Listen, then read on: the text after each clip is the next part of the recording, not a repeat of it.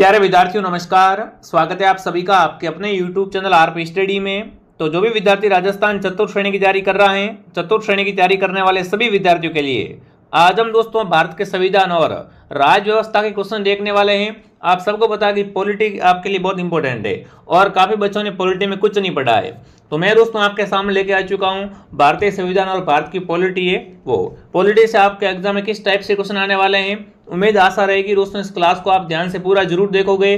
फिर अगर आप इस क्लास को देख लेते हो दोस्तों ध्यान से कंप्लीट पूरा, तो आपकी राज्य व्यवस्था है वो अच्छे से एकदम क्लियर हो जाएगी। राज्य व्यवस्था में आपका कोई भी डाउट नहीं रहने वाला है, अच्छे आपके नंबर आने वाले हैं और इसके आपका टेंशन पूरा खत्म हो जाएगा।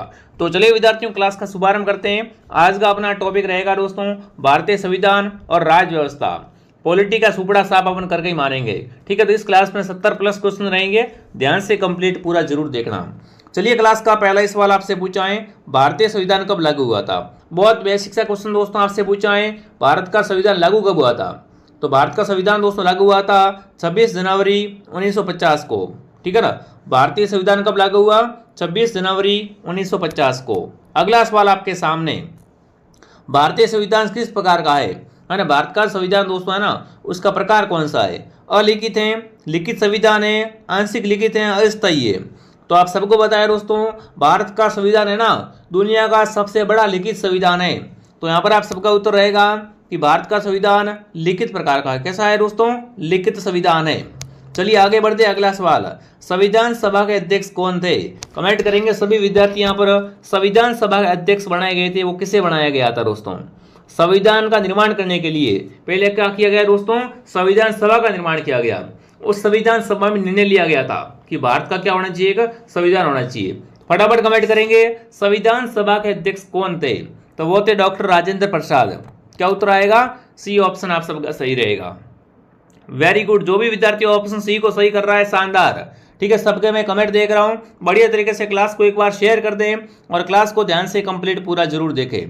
अगला पूछा है, प्रस्तावना में धर्मनिरपेक्ष और समाजवादी शब्द है वो किस संशोधन के द्वारा जोड़े गए। देखो दोस्तों हमारी जो प्रस्तावना है ना संविधान की, उसमें दो शब्द जोड़े गए, धर्मनिरपेक्ष और समाजवादी। ये शब्द जोड़े गए हैं दोस्तों प्रस्तावना में। ये किस संशोधन द्वारा जोड़े गए हैं। तो संविधान का 42वां संशोधन दोस्तों, कौन सा, संविधान का 42वें संशोधन में इसमें क्या जोड़ा गया है, धर्मनिरपेक्ष और समाजवादी शब्दों को जोड़ा गया है, ठीक है। अगला सवाल आपसे पूछा है दोस्तों, भारतीय संविधान में मौलिक अधिकार किस अनुच्छेद में वर्णित है। बताओ भाई, भारत के संविधान में आपको बताना है मौलिक अधिकार किस अनुच्छेद में आता है। तो अपने मौलिक अधिकार दिए हुए हैं दोस्तों अनुच्छेद 12 से लेकर 32 तक, ठीक है ना। भारतीय संविधान में मौलिक अधिकार है अनुच्छेद 12 से लेकर 32 तक वर्णित है। चलो आगे बढ़ते हैं। अगला पूछा है, संविधान सभा का प्रथम अधिवेशन, बिल्कुल प्रथम संशोधन कब हुआ। बिल्कुल यहाँ पर कमेंट करेंगे संविधान में पहली बार दोस्तों संशोधन किया गया था, वो कब किया गया था। फटाफट कमेंट करेंगे साथियों, संविधान का प्रथम संशोधन है वो कब किया गया। बहुत अच्छा क्वेश्चन है, बहुत शानदार क्वेश्चन है। तो सभी साथी यहाँ पर कमेंट करके बता देंगे कि भाई संविधान का प्रथम संशोधन है वो कब किया गया था। तो ये अपने हुआ था दोस्तों 1951 में, ठीक है ना। संविधान का प्रथम संशोधन कब हुआ था, 1951। अगला सवाल आपके सामने पूछा है, 42वां संविधान संशोधन दोस्तों है इसको किस नाम से जाना जाता है। कमेंट करेंगे 42वें संविधान संशोधन को क्या कहते हैं दोस्तों। तो 42वें संविधान संशोधन को दोस्तों लघु संविधान कहते हैं। क्या कहते हैं, लघु संविधान है वो कहा जाता है।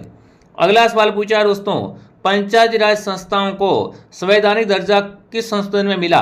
फटाफट कमेंट करेंगे साथियों, पंचायती राज संस्थाओं को संवैधानिक दर्जा है वो किस संशोधन के तहत मिला है। तो वो संशोधन दोस्तों है वो है अपना 73वां संशोधन। कौन सा है, 73वां संविधान संशोधन दोस्तों। इसमें पंचायत संस्थाओं को क्या कर दिया, संवैधानिक दर्जा प्रदान कर दिया। अगला सवाल आपसे पूछा है, नगर निकायों को संवैधानिक दर्जा किस संशोधन में दिया गया। देखो ऐसे प्रश्न ठीक आएंगे, फटाफट कमेंट करेंगे नगर निकायों को संवैधानिक दर्जा दिया गया था वो किस संशोधन से दिया गया था। तो वो था संविधान का 74वां संशोधन। कौन सा संशोधन दोस्तों, 74वां संशोधन। अगला पूछा है, संविधान में मौलिक कर्तव्य का प्रावधान किस संशोधन के तहत जोड़ा गया। देखो संविधान में कुछ मौलिक कर्तव्य भी जोड़े गए हैं, तो वो किस संशोधन के तहत जोड़े गए हैं। तो वो अपने 42वें संशोधन। कौन सा दोस्तों, 42वें संशोधन के तहत हैं वो संविधान में मौलिक कर्तव्य है वो उनको संशोधित करके जोड़ा गया है। अगला सवाल आपके सामने पूछा है, राज्यपाल की नियुक्ति कौन करता है। बहुत ही अच्छा क्वेश्चन पूछा राजव्यवस्था से। राज्यपाल की नियुक्ति कौन करता है, बहुत बार सवाल आ चुका है दोस्तों। तो राज्यपाल की नियुक्ति करता है राष्ट्रपति। कौन करता है, राष्ट्रपति करता है। अगला प्रश्न आपसे पूछा है, राज्यपाल की न्यूनतम आयु होनी चाहिए। अगर आपको राज्यपाल बनना है ना, अगर आपको राज्यपाल बनना है तो आपकी न्यूनतम आयु कितनी होनी चाहिए दोस्तों। तो राज्यपाल बनने के लिए ना, राज्यपाल बनने के लिए 35 वर्ष है वो न्यूनतम आयु होनी अनिवार्य है। अगर आप 35 वर्ष या 35 प्लस के हो तो ये आप क्या है दोस्तों, राज्यपाल बन सकते हो। अगला सवाल आपके सामने, राज्य का वास्तविक कार्यकारी प्रमुख कौन होता है। कमेंट करेंगे दोस्तों। राज्य का वास्तविक कार्यकारी प्रमुख होता है वो होता है मुख्यमंत्री। मुख्यमंत्री जो भी कमेंट कर रहा है मुख्यमंत्री सही है दोस्तों। दोस्तों कल सुबह मैं आपके लिए वीडियो लेके आऊंगा, उसमें आपको बताऊंगा कि इस 30 दिनों में आपको क्या अधिक पढ़ना है। देखो ऐसा नहीं कि आप पूरा सिलेबस सबसे कवर कर रहे हो, पूरा सिलेबस मत पढ़ो भले ही, मैं आपको ऐसे ऐसे टॉपिक बता दूंगा हर विषय में कि ये टॉपिक पढ़ लो आपका बेड़ा पार है, ठीक है ना। ऐसे ऐसे टॉपिक बताऊंगा जहां से 100% छपेंगे। तो कल वीडियो आएगी सुबह 8 बजे। अब देखिए क्या पूछा दोस्तों आपसे, मंत्रिपरिषद सामूहिक रूप से किसके प्रति उत्तरदायी होती है। फटाफट कमेंट करेंगे। जो मंत्रिपरिषद होती है दोस्तों वो सामूहिक रूप से किसके प्रति उत्तरदायी होती है दोस्तों, तो होती है विधानसभा के प्रति। मंत्रिपरिषद दोस्तों है ना, ये सामूहिक रूप से विधानसभा के प्रति क्या होती है दोस्तों, उत्तरदायी होती है। अगला सवाल, अगला पूछा है, राज्य विधानसभा का कार्यकाल सामान्यतः कितने वर्ष का होता है। बताओ भाई, राज्य विधानसभा कार्यकाल होता है वो सामान्यतः कितने वर्ष का होता है। तो यहाँ पर आएगा 5 वर्ष का। विधानसभा कार्यकाल कितने वर्ष का होता है, विधानसभा कार्यकाल होता है वो 5 वर्ष का होता है साथियों। आगे बढ़ते हैं दोस्तों। आगे बढ़ने से पहले जो भी विद्यार्थी राजस्थान चतुर्थ श्रेणी की तैयारी कर रहे हैं, आपको पता है अभी आपका एग्जाम सर पे आ चुका है, बहुत कम समय बचा हुआ है। और अगर इस आप कम समय में तैयारी करना चाहते हो, रिवीजन करना चाहते हो, या फिर कोई भी आपका एक विषय कमजोर उसको आप मजबूत करना चाहते हो, तो दोस्तों आरपी स्टडी ऐप के अंदर कंप्लीट कोर्स आपको मात्र 449 रुपए में मिलने वाला है। इस कोर्स को ज्वाइन कर लो और जी जान लगा के तैयारी कर लो, आराम से आपका नंबर आ जाएगा। इसमें आपको सभी विषयों का समावेश मिलेगा, कम समय में आपकी तैयारी हो जाएगी, वीडियो लेक्चर एंड पीडीएफ आपको मिल जाएगी, ठीक है। तो डाउनलोड कर लो आरपी स्टडी ऐप। अगर आपके पास फोन पे नहीं है, किसी और से पेमेंट करना है, तो देखो नीचे हेल्पलाइन नंबर है, इस हेल्पलाइन पे कांटेक्ट करो कि सर मेरे को पेमेंट किसी और से करना है। बहुत ही शानदार कोर्स है दोस्तों, फिर आपका पछतावा नहीं होना चाहिए कि काश में एक कोर्स रहता मेरा नंबर आ जाता। इसलिए मैं आप सबसे कहना चाहता हूँ, कोर्स लेके बढ़िया तरीके से जो भी आपका कमजोर है, जो भी आपकी कमजोरी है ना, उसको आप क्या करो दोस्तों, अपने ताकत में बदल दो। तो फटाफट डाउनलोड करो आरपी स्टडी ऐप। अगला सवाल पूछा है, विधान परिषद को भंग किया जा सकता है। बताओ भाई, यहाँ पर कमेंट करेंगे, विधान परिषद को भंग कर सकते हैं क्या। बिल्कुल नहीं दोस्तों, विधान परिषद को भंग है वो नहीं किया जा सकता। अगला सवाल आपसे पूछा है, उच्च न्यायालय के न्यायाधीश की सेवानिवृत्ति की आयु क्या होती है। फटाफट कमेंट करेंगे। उच्च न्यायालय का जो न्यायाधीश होता है दोस्तों वो रिटायरमेंट कब होता है, जब वो 62 वर्ष का होता है दोस्तों। उच्च न्यायालय का न्यायाधीश है ना, जब उसकी आयु है वो 62 वर्ष प्लस हो जाती है दोस्तों, तो उसको क्या करते हैं, सेवानिवृत्ति यानी रिटायरमेंट कर देते हैं उसका, ठीक है। अगला सवाल आपके सामने, अगला पूछा, भारत का पहला उच्च न्यायालय कहाँ स्थापित हुआ था। बताओ भाई, भारत का पहला उच्च न्यायालय दोस्तों है वो कलकत्ता में। कहाँ पर, भारत का पहला उच्च न्यायालय कलकत्ता में स्थापित हुआ था। अगला पूछा दोस्तों, उच्च न्यायालय का गठन किस अनुच्छेद में वर्णित है। बताओ भाई ऐसा कहाँ लिखा हुआ है कि क्या होगा, एक उच्च न्यायालय होगा। फटाफट कमेंट करेंगे। उच्च न्यायालय का गठन है वो किस अनुच्छेद में है, तो अनुच्छेद 214 में क्या मिलता है दोस्तों, उच्च न्यायालय का गठन की जानकारी मिलती है। अगला सवाल पूछा है, उच्च न्यायालय के मुख्य न्यायाधीश की नियुक्ति कौन करता है। बहुत बार सवाल आ चुका है दोस्तों। उच्च न्यायालय के मुख्य न्यायाधीश की नियुक्ति करता है वो करता है राष्ट्रपति। कौन करता है साथियों, राष्ट्रपति। अगर आपको ये क्लास पसंद आ रही है ना, तो क्लास को लाइक एंड सब्सक्राइब जरूर करें। अगला प्रश्न पूछा है, जिला प्रशासन का प्रमुख कौन होता है। कमेंट करेंगे। जिला प्रशासन का दोस्तों प्रमुख होता है वो कौन होता है, जिला कलेक्टर या जिला अधिकारी। तो बिल्कुल आप सबका उत्तर राइट है कि जो जिला प्रशासन होता है ना, इसका प्रमुख होता है जिला कलेक्टर या दोस्तों जिला अधिकारी। बी उत्तर आपका राइट है।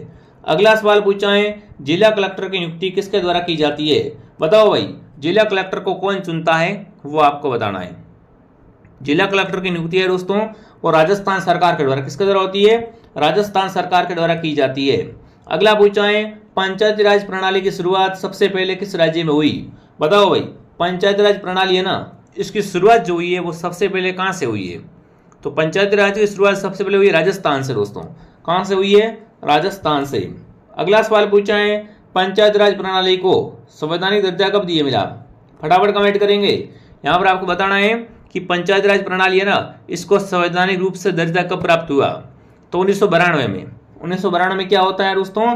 पंचायती राज को संवैधानिक दर्जा प्राप्त होता है। चलिए आगे बढ़ते हैं। देखो मैं आपको बहुत ही कम समय में इंपॉर्टेंट क्वेश्चन करवा रहा हूं, क्योंकि आपका एग्जाम नजदीक आ चुका है और ऐसे में ये क्वेश्चन आपके लिए क्या रहेंगे दोस्तों? रामबाण सिद्ध होंगे ये क्लास, ठीक है ना। अगला पूछा है, पंचायत समिति का प्रमुख कहलाता है, बताओ भाई, फटाफट कमेंट करेंगे।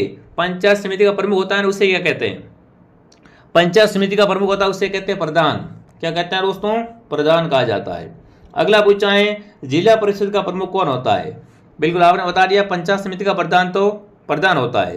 तो बताओ जिला परिषद का प्रमुख कौन होता है? तो होता है अध्यक्ष या सभापति, ठीक है ना। जिला परिषद का प्रमुख कौन होता है दोस्तों? अध्यक्ष या सभापति। अगला प्रश्न पूछा है, ग्राम सभा के सदस्य कौन होते हैं? कमेंट करेंगे। ग्राम सभा जो होती है दोस्तों, उसके सदस्य कौन होते हैं? तो ग्राम सभा के सदस्य होते हैं गांव के सभी मतदाता। कौन होते हैं दोस्तों? जो जिसमें दोस्तों ना, जिसको मत देने का अधिकार है, जिसका वोटर आईडी बनी हुई है, वो सब गांव में क्या होते हैं दोस्तों? ग्राम सभा के सदस्य होते हैं, ठीक है। अगला पूछा है, नगर निगम का प्रमुख क्या कहलाता है? कमेंट करेंगे यहाँ पर। नगर निगम का जो प्रमुख होता है उसे कहते हैं महापौर। ये बहुत दोस्तों चीजें हैं जो आपके आगे भविष्य में काम आने वाली चीजें है, तो ध्यान रखना, सारे क्वेश्चन बहुत इंपॉर्टेंट है। अगर आप कहीं आगे जाते हो दोस्तों, कौन सा भी एग्जाम देते हो, तो कॉमन क्वेश्चन है, हर जगह मिल जाते हैं ये सवाल। अगला पूछा है, पंचायत चुनाव कराने की जिम्मेदारी किसकी होती है? पंचायत के चुनाव करवाता है दोस्तों, वो कौन करवाता है? तो वो करवाता है राज्य निर्वाचन आयोग। बी उत्तर आपका राइट है। अगला पूछा है, पंचायती राज में महिलाओं के लिए न्यूनतम आरक्षण कितना है? यहाँ पर कमेंट करेंगे। पंचायती राज में दोस्तों महिलाओं के लिए न्यूनतम आरक्षण कितना है? तो वो है 33%। 33% दोस्तों है वो पंचायती राज में महिलाओं के लिए मुख्य आरक्षण रखा हुआ है। अगला पूछा दोस्तों, राज्य विधानसभा के लिए न्यूनतम सदस्य संख्या कितनी हो सकती है? राजस्थान में आपको बताना दोस्तों, विधानसभा के लिए है ना, राज्य विधानसभा के लिए आपको बताना है न्यूनतम सदस्य संख्या है वो कितनी हो सकती है। देखते हैं आप सबका आंसर क्या आता है। बहुत अच्छा क्वेश्चन आपसे पूछा है, तो यहाँ पर आप सबका उत्तर रहेगा 60 यहाँ पर क्या है दोस्तों? न्यूनतम है। अगला पूछा है, विधानसभा की अधिकतम सदस्य संख्या हो सकती है? न्यूनतम तो आपने बता दी कि भाई न्यूनतम संख्या है वो तो कितनी? 60 हो सकती है। बट अगर आपसे पूछे कि विधानसभा की अधिकतम सदस्य संख्या हो सकती है, तो वो है 500 दोस्तों क्या है यहाँ पर? अधिकतम है, और 60 है वो न्यूनतम है। दोनों आपको ध्यान रखना है। अगला पूछा है दोस्तों, विधानसभा का कार्यकाल कितने वर्ष का होता है? विधानसभा का दोस्तों कार्यकाल होता है वो कितने वर्ष का होता है? तो वो होता है 5 वर्ष का। विधानसभा कार्यकाल कितने वर्ष का होता है? 5 वर्ष का होता है। विधानसभा का विघटन कौन कर सकता है? विधानसभा का विघटन मतलब भंग कौन कर सकता है दोस्तों? तो विधानसभा का विघटन है वो दोस्तों कर सकता है राज्यपाल। राज्यपाल को सही करो, ठीक है। अगला पूछा है, विधान परिषद को क्या कहा जाता है? यहाँ पर कमेंट करेंगे। विधान परिषद दोस्तों क्या होता है? एक स्थायी सदन होता है। विधान परिषद को क्या कहते हैं? स्थायी सदन कहा जाता है। अगला पूछा है, उच्च न्यायालय का गठन किस अनुच्छेद में है? अभी मैंने आपको बताया था दोस्तों, उच्च न्यायालय का गठन है वो अनुच्छेद 214 के तहत मिलता है। अगला सवाल आपसे पूछा है, उच्च न्यायालय के न्यायाधीश की नियुक्ति कौन करता है? बिल्कुल, जो प्रश्न बार बार आ रहा है वो देख लेना कितने इंपॉर्टेंट है, ठीक है। तो उच्च न्यायालय के मुख्य न्यायाधीश की नियुक्ति करता है वो करता है राष्ट्रपति। अगला प्रश्न आपके सामने पूछा है, उच्च न्यायालय के न्यायाधीश की सेवानिवृत्ति आयु। बिल्कुल, तो ये भी आपका रिपीट हो गया है। 62 वर्ष क्या है दोस्तों? इसकी सेवानिवृत्ति की आयु होती है। भारत का पहला उच्च न्यायालय स्थापित हुआ था दोस्तों कलकत्ता में। कहाँ पर हुआ था? कलकत्ता में। देखिए आगे बढ़ने से पहले दोस्तों, अभी क्लास खत्म नहीं हुई है। मैंने आपको कह दिया ना, मैं आपको राज्य व्यवस्था बहुत ही सरल तरीके से पढ़ाऊंगा, है ना, और बिल्कुल कम समय में पढ़ाऊंगा, यह चीज है। तो आराम से आप ध्यान से इस क्लास को देख लो। देखिए, जिसका भी अभी कोर्स कंप्लीट नहीं हुआ है, यहाँ पे अभी मैटर छूट रहा है, गणित समझ नहीं आ रही, साइंस समझ नहीं आ रही है, जो भी आपका विषय कमजोर है, ऐप को डाउनलोड कर लो और यहाँ से दोस्तों जो आपकी कमजोरी है उसको क्या करो आप दोस्तों अपना हथियार बना लो, ठीक है। तो ऐप को डाउनलोड करो, यहाँ से ज्वाइन कर लो। अगला पूछा है, उच्च न्यायालय पर किसका नियंत्रण रखता है? फटाफट कमेंट करेंगे दोस्तों, उच्च न्यायालय पे नियंत्रण कौन रखता है? तो वो रखता है अधीनस्थ न्यायालय। ऑप्शन ए आपका राइट है। अगला है, जिला प्रशासन का प्रमुख कौन होता है? जिला प्रशासन का प्रमुख होता है जिला कलेक्टर या जिला अधिकारी। अगला पूछा है दोस्तों, जिला अधिकारी की नियुक्ति कौन करता है? कमेंट करेंगे। जिला अधिकारी की नियुक्ति करता है वो करती है राज्य सरकार। जो भी राज्य सरकार कमेंट कर रहा है बहुत बढ़िया। अगला पूछा है, जिला अधिकारी की सेवा किस सेवा के लिए चुना जाता है? कमेंट करेंगे। जिला अधिकारी होता है दोस्तों वो किस सेवा से चुना जाता है? तो इसको चुनते हैं भारतीय प्रशासनिक सेवा, ठीक है ना। जिला अधिकारी है वो किस सेवा से चुना जाता है दोस्तों? भारतीय प्रशासनिक सेवा से चुना जाता है। अगला सवाल देखते हैं क्या पूछा है, कानून व्यवस्था बनाए रखने की जिम्मेदारी किसकी होती है? कमेंट करेंगे। कानून व्यवस्था बनाए रखने की जिम्मेदारी होती है दोस्तों वो किसकी होती है? जिलाधिकारी की होती है, ठीक है। अगला पूछा है, राजस्व वसूली का प्रमुख अधिकारी कौन होता है? राजस्व वसूली होती है ना, इसका प्रमुख अधिकारी होता है वो होता है जिलाधिकारी। देख लो कितने अच्छे अच्छे क्वेश्चन बनते हैं यहाँ से। स्थानीय स्वशासन की अवधारणा किससे जुड़ी हुई है? बताओ भाई। स्थानीय स्वशासन की अवधारणा जुड़ी हुई है दोस्तों, वो है लोकतंत्र का जमीनी स्तर से। बी उत्तर आपका राइट है। अगला है दोस्तों, नगर निगम का प्रमुख कौन होता है? नगर निगम का प्रमुख होता है महापौर, ठीक है। अगला प्रश्न आपसे पूछा है, नगर पालिका का प्रमुख कौन होता है? बिल्कुल, नगर पालिका का जो हेड होता है दोस्तों उसे कहते हैं अध्यक्ष। क्या कहते हैं? अध्यक्ष होता है। अगला प्रश्न पूछा, नगर निकाय किस संशोधन से संवैधानिक दर्जा मिला है? बताओ भाई। नगर निकाय है ना, इनको किस संशोधन से क्या मिला है? संवैधानिक दर्जा मिला है। तो वह है 74वां संविधान संशोधन दोस्तों। अगला प्रश्न पूछा है, स्थायी निकाय है ना, स्थानीय निकायों में चुनाव कौन करता है? स्थानीय निकाय होते हैं दोस्तों, इसमें चुनाव कौन करता है? वो करता है राज्य निर्वाचन आयोग।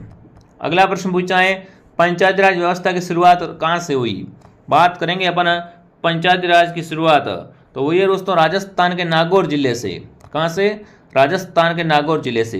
पंचायती राज से संबंधित प्रावधान संविधान के किस भाग में है? बताओ भाई। पंचायती राज से संबंधित जो प्रावधान है वो संविधान के कौन से भाग में है? तो भाग 9 में दोस्तों। ऑप्शन ए आपका सही है। अगला पूछा है, पंचायती राज किस अनुच्छेद के से किस अनुच्छेद तक है? यहाँ पर कमेंट करेंगे। संविधान में दोस्तों है ना पंचायती राज का वर्णन मिलता है, वो मिलता है 243 में। बी उत्तर आपका राइट है। अगला प्रश्न पूछा है, पंचायती राज किस संशोधन से संवैधानिक दर्जा प्राप्त किया? अभी मैंने आपको बताया था दोस्तों कि 73वां संविधान संशोधन दोस्तों। इससे क्या होता है? इससे पंचायती राज को संवैधानिक दर्जा मिलता है। अगला सवाल आपसे पूछा है, ग्राम सभा के सदस्य, बिल्कुल घुमा फिरा के आ गया सवाल कि गांव के सभी मतदाता होते हैं, ठीक है। पंचायत का चुनाव कितने वर्ष के बाद होता है? पंचायत का चुनाव होता है दोस्तों हर 5 वर्ष के बाद होता है, ठीक है। अगला पूछा है, पंचायत का वित्तीय स्रोत क्या होता है? पंचायत का वित्तीय स्रोत होता है दोस्तों कर शुल्क, बिल्कुल राज्य सरकार से अनुदान होता है, केंद्र से सहायता होती है। तो यहाँ पर आएगा उपरोक्त सभी। तीनों ही क्या होते हैं दोस्तों? पंचायत का वित्तीय स्रोत होते हैं। पंचायत समिति का अध्यक्ष क्या कहलाता है? कमेंट करेंगे। पंचायत समिति का अध्यक्ष होता है दोस्तों, उसे क्या कहा जाता है? तो उसे कहते हैं प्रधान। क्या कहते हैं दोस्तों? प्रधान कहा जाता है। अगला पूछा, जिला परिषद का प्रमुख कौन होता है? जिला परिषद का प्रमुख होता है दोस्तों सभापति। कौन होता है? सभापति अध्यक्ष। अगला पूछा है, पंचायती राज में महिलाओं के लिए न्यूनतम आरक्षण कितना है? ये बिल्कुल अभी क्वेश्चन मैंने करवा दिया था, कुछ क्वेश्चन रिपीट हो रहे हैं तो उनको थोड़ा आप देख लेना, क्योंकि वो क्वेश्चन इंपॉर्टेंट है, इसलिए मैं आपको क्या है दोबारा करवा रहा हूँ, ठीक है, ताकि आप उनको भूलो ना। देखिए, पंचायत राज में महिलाओं के लिए आरक्षण 33%। कितना दोस्तों है? 33%। अगला पूछा है, राज्यसभा स्थायी सदन ने क्या इसे भंग कर सकते हैं? राज्यसभा को बिल्कुल भंग दोस्तों यहाँ पर है वो नहीं किया जा सकता है। अगला पूछा है, संविधान सभा की प्रथम बैठक कब हुई? बहुत अच्छा प्रश्न आपसे पूछा है। संविधान सभा की पहली बैठक हुई थी दोस्तों 9 दिसंबर को। 9 दिसंबर 1946 को संविधान सभा की प्रथम बैठक हुई थी, ठीक है। अगला पूछा है, निर्देशक तत्व किस भाग में है? फटाफट कमेंट करेंगे। हमारे जो दोस्तों नीति निर्देशक तत्व है ना वो किस भाग में है? तो वो भाग 4 में मिलते हैं। किसमें मिलते हैं दोस्तों? भाग 4 में नीति निर्देशक तत्वों का वर्णन मिलता है, ठीक है। अगला सवाल, मौलिक कर्तव्य किस भाग में है? अपने मौलिक कर्तव्य दोस्तों हैं वो भाग 4A में दोस्तों। किसमें है? 4th A में दोस्तों मिलता है। अगला प्रश्न पूछा है, राष्ट्रपति आपातकालीन स्थिति की घोषणा किस अनुच्छेद के तहत कर सकता है? फटाफट कमेंट करेंगे दोस्तों। राष्ट्रपति आपातकालीन जो दोस्तों घोषणा होती है ना वो किस अनुच्छेद में कर सकता है? तो देखिए, अनुच्छेद 352 भी होता है, 356 भी और 360 भी। इन तीनों के तहत दोस्तों राष्ट्रपति क्या कर सकता है? आपातकालीन की घोषणा कर सकता है। अगर आपको ये क्लास दोस्तों पसंद आ रही है ना तो क्लास को लाइक एंड सब्सक्राइब कर लो। मैं आपको हर बिल्कुल विषय के अच्छे तरीके से क्वेश्चन करवा दूंगा। ठीक है। भारत में वित्त आयोग कितने वर्ष में गठित होता है? वित्त आयोग दोस्तों होता है वो हर 5 वर्ष में गठित होता है। ठीक है। ऐसे ऑप्शन में अधिकतर 5 वर्ष ही होता है। भारत का सर्वोच्च न्यायालय कहाँ पर है? भारत का सर्वोच्च न्यायालय है दोस्तों न्यू दिल्ली। कहाँ पर है? न्यू दिल्ली दोस्तों। अगला है सुप्रीम कोर्ट है, न्यायाधीशों की सेवानिवृत्ति का आयु क्या है? सुप्रीम कोर्ट में दोस्तों न्यायाधीश होते हैं ना, उनकी सेवानिवृत्ति होती है वो होती है 65 वर्ष में। ठीक है। अगला पूछा है दोस्तों संविधान में भाषा संबंधी प्रावधान किस भाग में है? भाषा संबंधी प्रावधान दोस्तों है वो किस भाग में है ये आपको बताना है। तो वो है भाग 17 में दोस्तों। भाग 17 में क्या मिलता है? भाषा संबंधी प्रावधान मिलते हैं। अगला पूछा है भारतीय संविधान दुनिया का सबसे बड़ा लिखित संविधान है, प्रमाण कौन सा है? फटाफट कमेंट करेंगे आप सभी साथी यहाँ पर, है ना। भारत का संविधान सबसे बड़ा लिखित संविधान है, इसका प्रमाण क्या है? अनुच्छेद ज़्यादा है, अनुसूचियाँ अधिक है, संशोधन अधिक है।